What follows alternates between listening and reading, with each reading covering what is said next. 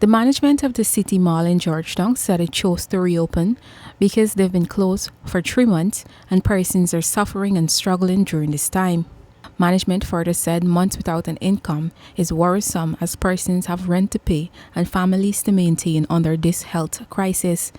The mall has approximately 66 concessions, with only a small portion that can operate as essential services under the COVID-19 measures. The newsroom observed about 20 concessions in operation Monday.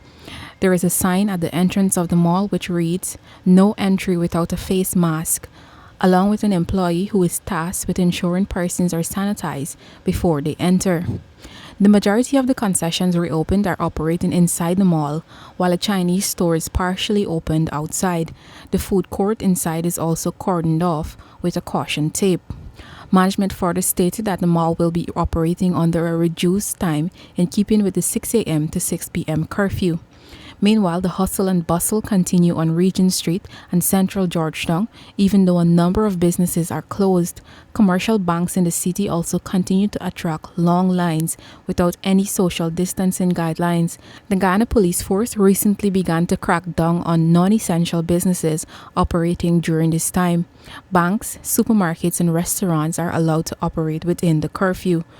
President of the Georgetown Chamber of Commerce and Industry, GCCI, Nicholas Boyer, had told the newsroom during a recent interview that the GCCI had approached the COVID-19 task force to craft a way for non-essential businesses to operate for a specific time. At the weekend, Chief Executive Officer of the National COVID-19 Task Force, Joseph Harmon, assured that the country will not be going into a period of lockdown. Harmon stated that the task force is considering an extension of the current measures beyond June 3rd. On Saturday, May 30th, Ghana recorded its 12th COVID-19 death. As of May 31st, a total of 153 persons tested positive for the disease. Reporting for the newsroom, I am Isanella Pato.